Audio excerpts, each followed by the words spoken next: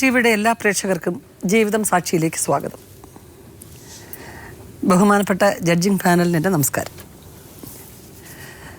ഇന്ന് പരാതിയായിട്ട് എത്തിയിരിക്കുന്നത് എറണാകുളം ജില്ല കോലഞ്ചേരിക്കടുത്ത് പാങ്ങോട് നിന്ന് ബിന്ദുവാണ്. ആരൊക്കെയുണ്ട് ബിന്ദു വീട്ടിൽ? അച്ഛനില്ല, അമ്മ, ആങ്ങളമാര്, നാത്തുമാര്, ചേച്ചിമാര് എല്ലാരും ഉണ്ട്. എല്ലാം ഒരു വീട്ടിൽ തന്നെയാണോ താമസിക്കുന്നത്? എല്ലാവരും വീട്ടിൽ തന്നെ. വീട്ടിൽ തന്നെ. ആ വീട്ടിലാണോ ഇപ്പൊ താമസിക്കുന്നത്? അല്ല, ഒരു ചേച്ചിയുടെ കൂടെ. അത് സന്തോഷേട്ടൻ്റെ വീടിന്റെ അടുത്ത് ചേച്ചിയുടെ വീട്. ചേച്ചിയുടെ വീട്. അവിടെ ചേച്ചിയും ഭർത്താവും മക്കളൊക്കെ ഉണ്ട്. ചേച്ചിയും ഭർത്താവും 2 പെൺമക്കളെ കല്യാണം കഴിച്ചു. ചെറുക്കൻ കല്യാണം കഴിക്കാറായി. അങ്ങനെ ഒരു വീട് അവിടെ താമസിക്കുന്നത്. അവിടെ ബിന്ദു ഉണ്ട്. ബിന്ദുവിന്റെ 2 മക്കളോ? എത്ര വർഷമാണ് കല്യാണം കഴിഞ്ഞിട്ട്? 13 വർഷമായി. ആലോചിച്ച് നടത്തിയ കല്യാണം ആയിരുന്നോ? അതെ. സന്തോഷേട്ടൻ വീട്ടിൽ വന്ന് പെണ്ണ് ചോദിച്ച് അങ്ങനെ കല്യാണം ആലോചിച്ച് നടത്തിയതാ. നിങ്ങൾ ഒരേ സമുദായക്കാരി തന്നെ അല്ലേ? അല്ല, വേറെ വേറെ സമുദായത്തിലുള്ളവരാ. അപ്പൊ അത് നിങ്ങളുടെ കുടുംബത്തിലൊന്നും പ്രശ്നമൊന്നും ഉണ്ടായില്ല? എൻ്റെ വീട്ടില് കുഴപ്പമുണ്ടായിരുന്നില്ല. സന്തോഷേട്ടൻ്റെ വീട്ടില് സമ്മതമല്ലായിരുന്നു.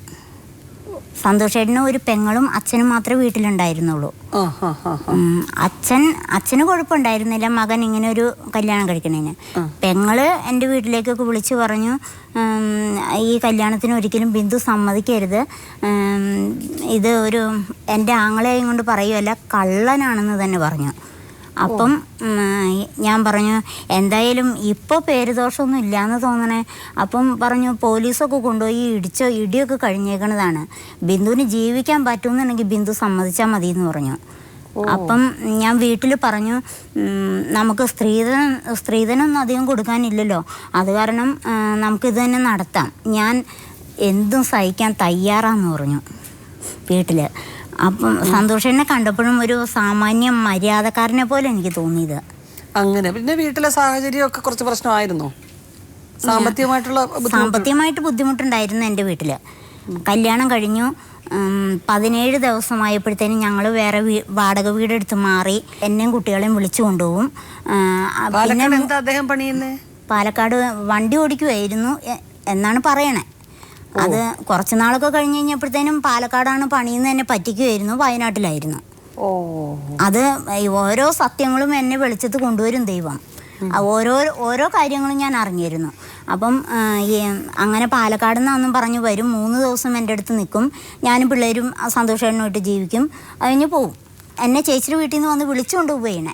1 വർഷമായി ഞാൻ ചേച്ചിയുടെ വീട്ടിൽ വന്നിട്ട്. ചേച്ചിയുടെ വീട്ടിൽ പോകാൻ എന്താ? അപ്പം ഈ സന്തോഷമായിട്ടും പാലക്കാട്ടേക്ക് പണി കെട്ടി പോയി കഴിഞ്ഞപ്പോഴത്തേനും 1 ദിവസം കിടന്നു. 2ാമത്തെ ദിവസം ആയപ്പോഴത്തേനും വാതിലും ഇട്ട് മുട്ട് കേട്ട് രാത്രി ഒരു 10 മണിയൊക്കെ ആയിട്ടുണ്ട്. അപ്പം ഞാനും കുഞ്ഞുങ്ങളും തന്നെയല്ലേ ഉള്ളൂ. എനിക്ക് പേടിയായിട്ടും പാടില്ല. വാതിലൊന്നും അത്ര നല്ല സീറ്റിങ്ങൊന്നും അല്ല, വീടും നല്ല സീറ്റിങ്ങൊന്നും അല്ല.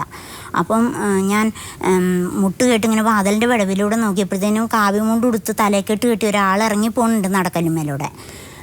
ആരാന്നും ഫേസ് കണ്ടില്ല ഞാൻ. അപ്പം ഞാൻ ചേച്ചീനെയും ചേട്ടനെയും വിളിച്ചു വരുത്തി. അടുത്താണ്, അധികം അകലമില്ല ചേച്ചിയും ചേട്ടനും. വിളിച്ചു വരുത്തി ഞാൻ അവരുടെ കൂടെ ഇറങ്ങി വന്നു. എന്നിട്ട് അവിടെ വന്നുകൊണ്ട് ഞാൻ സന്തോഷേട്ടനെ വിളിച്ചു പറഞ്ഞു, ഇങ്ങനെ നമ്മുടെ വീട്ടിൽ ഒരാൾ വന്നു, വാതിലും ഇട്ട് മുട്ടി. ഞാൻ തുറക്കാനൊന്നും നോക്കിയില്ല, ആരോ മുട്ടി, ഇനി ഞാൻ അവിടെ കിടക്കൂല കേട്ടോ, നിങ്ങൾ വന്നതിന് ശേഷം ഞാൻ കിടക്കുള്ളൂ എന്ന് പറഞ്ഞു. സന്തോഷോട് പറഞ്ഞു. അപ്പം സന്തോഷേട്ടൻ പറഞ്ഞു, അന്ന് ഞാൻ വരുമ്പോൾ മാത്രം നീ അവിടെ കിടന്നാൽ മതി കേട്ടോ, ഇനി കമൽ ചേച്ചിയുടെ ഉള്ളിൽ കിടന്നോ. പിന്നെയാണ് ഇടയ്ക്ക് ഇങ്ങനെ സന്തോഷേട്ടൻ വരുമ്പോൾ ചേച്ചിയുടെ വീട്ടിൽ നിന്ന് എന്നെയും കുഞ്ഞുങ്ങളെയും വിളിച്ചു കൊണ്ടുപോകണു. അപ്പം ഒന്നിച്ച് താമസിക്കണം.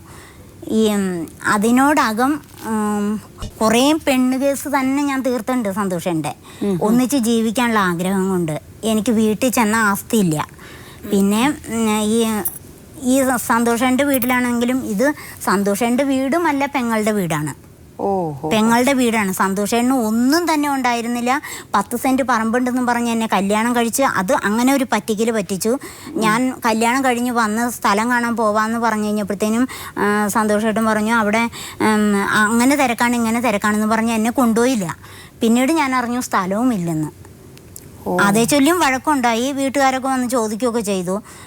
പിന്നെ ഞാൻ പറഞ്ഞു, പ്രശ്നം ഉണ്ടാക്കേണ്ട, ആങ്ങളേനോട് പറഞ്ഞു, പ്രശ്നം ഉണ്ടാക്കേണ്ടതിനേശാ ഞാൻ ജീവിച്ചോളാം, ഞാൻ അഡ്ജസ്റ്റ് ചെയ്തോളാം, ഇവർ കീഴ്ജാതിക്കാരല്ലേ, നമുക്ക് പഞ്ചായത്തിൽ അപേക്ഷ വെച്ച് സ്ഥലം ഞാൻ റെഡിയാക്കിക്കോളാം എന്ന് പറഞ്ഞു. എന്നാൽ നിൻ്റെ തൻ്റെ ഇടം പോലെ നടക്കട്ടെ എന്ന് ആങ്ങളെയും പറഞ്ഞു.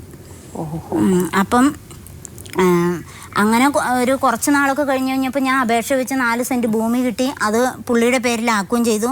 അതും ഇപ്പം നിഷയ്ക്കുള്ളതെന്നൊക്കെയാണ് പറയണേ. ഈ രമ ആരാ കുട്ടി? രമ ഇതിനോടകം വന്ന ഒരു പെണ്ണാ.